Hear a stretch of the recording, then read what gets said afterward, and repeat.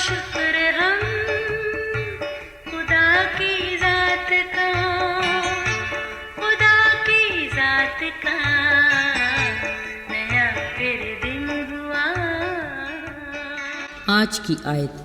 توما نے اس سے کہا، اے خداوند، ہم نہیں جانتے کہ تو کہاں جاتا ہے، پھر راہ کس طرح جانے؟ یسوع نے اس سے کہا، راہ اور حق اور زندگی میں ہوں، کوئی میرے وسیلہ کے بغیر باپ کے پاس نہیں آتا۔ یوحنا 14 باب 5 اور 6 آیت۔ عزیزو، مسیح یسوع کا ہماری دنیا میں آنا وہ حقیقت ہے جس کی نفی نہیں ہو سکتی، ایسی تاریخ جو قصہ پارینہ نہیں بن سکتی۔ اگرچہ اس بات کو واقع ہوئے صدیاں گزر گئیں، مگر وہ آج بھی زندہ و پائندہ ہے۔ مسیح یسوع کا انسانی روپ میں زمین پر آنا خالق خدا کے سب سے پہلے اس وعدے کی تکمیل ہے جو ابتدائی انسان آدم اور حوا سے کیا گیا جب وہ ازلی دشمن ابلیس کے ہاتھ گناہ کے مرتکب ہوئے، اپنی ناپاکی کے باعث پاک خدا کی رفاقت سے بھی محروم ہو گئے اور عدن کے باغ کی آرام اور آسائش بھری زندگی سے بھی بے دخل ہوئے۔ یاد رہے، عدن سے نکالنے سے پہلے خالق خدا نے ان کے ننگے پن اور شرمندگی کو مٹانے کے لیے ایک برا کو ذبح کر کے ان کو چمڑے کے کرتے پہنائے۔ اس کے ساتھ ایک پاک اور بے عیب برے کی قربانی دینے اور راست بازی کا لباس پہنانے کا وعدہ بھی کیا۔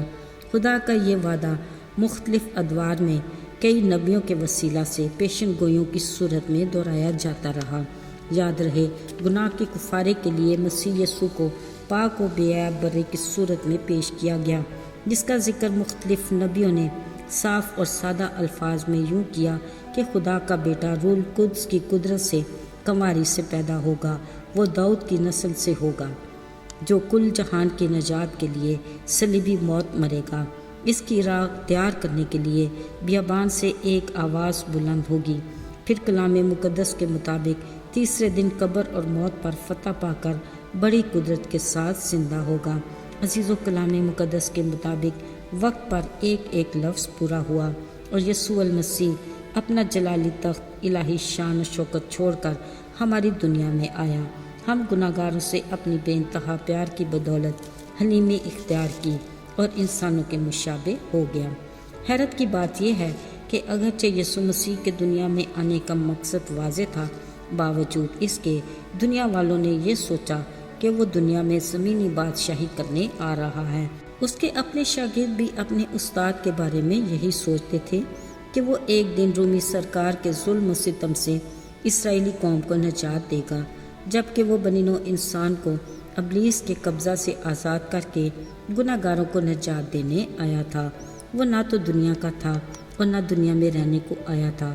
اس نے اپنے نجات کے مشن کی تکمیل کے بعد آسمان پر ہی جانا تھا، جہاں اس نے اپنے لوگوں کے لیے ابدیت میں جگہ تیار کرنی تھی۔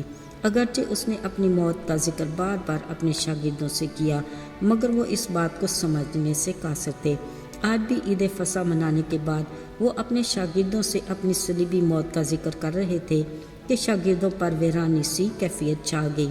ان کی دلی امیدیں اور یسوع کی دنیاوی بادشاہت کی دل پسند خواب بکھر گئے۔ وہ محسوس کرنے لگے کہ اب یسوع کا خاتمہ ہو کر رہے گا۔ پھر ان کے استاد یسوع کی ان کے ساتھ ان 3 سالوں کی رفاقت بھی ختم ہو جائے گی، جبکہ یسوع نے یہ سمجھا رہے تھے کہ یہ خاتمہ نہیں بلکہ آغاز ہے۔ اس نے صاف لفظوں میں کہا، میں جاتا ہوں تاکہ تمہارے لیے جگہ تیار کروں، پھر آ کر تمہیں اپنے ساتھ لے لوں گا تاکہ جہاں میں ہوں تم بھی ہو۔ یسوع چاہتے تھے کہ اس کے شاگرد تسلی رکھیں کہ ان کے لیے ابدیت کی جگہ خداوند یسوع کی رفاقت میں ہوگی۔ یسوع نے کہا، جہاں میں جاتا ہوں تم وہاں کی راہ جانتے ہو۔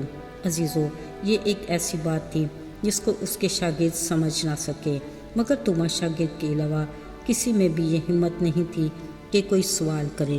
یسوع کی اس بات پر توما گھبرا سا گیا، فوراً بولا، اے خداوند، ہم نہیں جانتے کہ تو کہاں جاتا ہے، پھر راہ کس طرح جانے؟ یسوع نے کہا، راہ اور حق اور زندگی میں ہوں، یعنی آسمانی بادشاہی کا دروازہ مجھ سے ہی ہو کر گزرتا ہے۔ اصل میں وہ یہ سمجھ نہیں پا رہے تھے کہ یسوع کے مشن کی حدود اس کی صلیبی موت تک محدود نہیں اور نجات کی برکات صلیب سے آگے بھی رکھی ہیں۔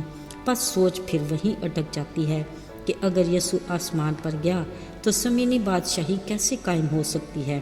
توما کی اپنی شک کی طبیعت کے مطابق الجھن برقرار رہی۔